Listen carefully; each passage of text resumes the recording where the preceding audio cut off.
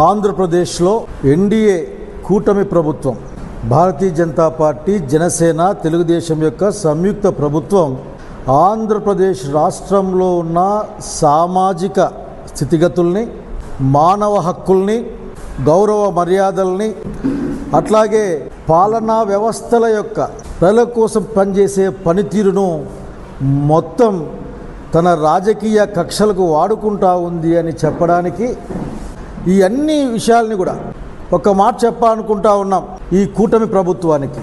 అయ్యా, సంక్షేమ రంగంలో కానీ అభివృద్ధి రంగంలో కానీ మీరు ఒక్క అడుగు కూడా ముందుకు పోలేదు. ఇచ్చిన మాట దగ్గరలో కూడా లేరు. ప్రజల్ని మభ్యపెట్టే మాటలే, ప్రజల్ని ఊరిస్తూ డబ్బుల్ని ప్రభుత్వ ఖజానాకు మిగిల్చుకుంటున్నారు అనేది ప్రజల యొక్క అభిప్రాయం, మాలాంటి వాళ్ళ ఆవేదన. సంవత్సరం అయిపోతూ ఉంది. మీరు అనుకుంటా ఉన్నారు మమ్మల్ని ఎవరూ గమనించడం లేదులే మేము చెప్పిన మాటలకు. ఎందుకంటే మీ దగ్గర అనేకమైన ఎన్డీఏ కూటమి దగ్గర అనేకమైన ప్రసార మాధ్యమాలు ఉంటాయి. మొన్నటి బార్డర్ ఇష్యూల్లోగా వార్తలు వచ్చినట్టు చాలా ఉంటాయి. ఎవరు గమనించలేదని.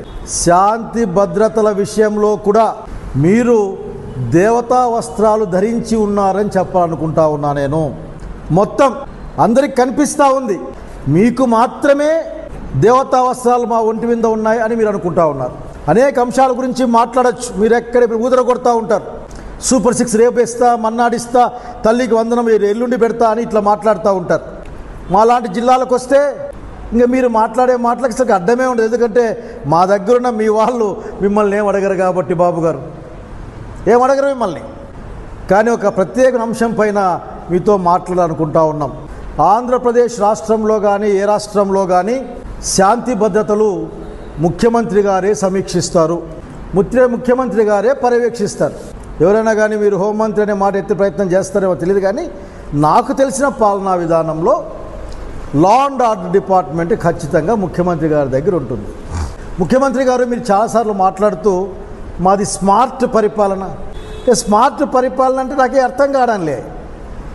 ఈ మధ్య స్మార్ట్ పరిపాలన లేదంటే స్మార్ట్ వాచెస్, స్మార్ట్ కెమెరాలు, ఇట్లా స్మార్ట్ అంటే మరింత డెవలప్ అయిన అంటే ఇంకా ముందుగానే చూసాం కానీ వెనక్కిపోయే వాతావరణాన్ని చూడలేదు. చంద్రబాబు నాయుడు గారు, ముఖ్యమంత్రి గారు తగిన గౌరవంతో మీకు చెప్పాలనుకుంటా ఉన్నా, శాంతి భద్రతల శాఖ అంటే పోలీస్ డిపార్ట్మెంట్లో కొద్దిమంది, బహుశా మీకు తెలిసే ఉంటుందని బయట అంటా ఉన్నారు. అది తెలుసో లేదో మీరు చెప్పాలేదో సందర్భంలో. ఏమంటున్నారంటే ఆఖరికి ఈ రోజున మీకు తెలియకుండా ఇన్ని జరుగుతున్నాయా? అసలుకి పద్ధతి లేక ప్రొసీజర్ని ఈ రాష్ట్రంలో కొద్దిమంది పోలీస్ అధికారులు వాళ్ళ యూనిఫామ్ పైన గౌరవంతో మాట్లాడుతూ ఉన్నారు. చేసే ప్రవర్తన ఏ విధంగా ఉంది మీరు అర్థం చేసుకోండి. ఈరోజు ఉంటారు, రేపు పోతారు, రేపు ఎలక్షన్లో ఓడిపోతారు, మళ్ళీ ఇంకో ప్రభుత్వం వస్తుంది. కానీ వ్యవస్థ ఉంటుంది. వ్యవస్థను చిన్నాభిన్నం చేసే అధికారం మీకు ఎవరు ఇవ్వలేదు. ప్రత్యేకించి మీరు ఈ రోజున మీ రాజకీయ కక్షలు, ఈ మాట చాలా బాధగా వాడుతూ ఉన్నా నేను,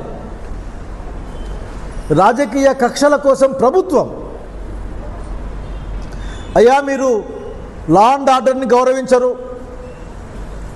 సుప్రీంకోర్టు యొక్క మార్గదర్శకాలని పాటించరు, హైకోర్టు వేసే మొట్టికాయలన్న కానీ వాళ్ళు ఇచ్చే ఆర్డర్లని పాటించరు.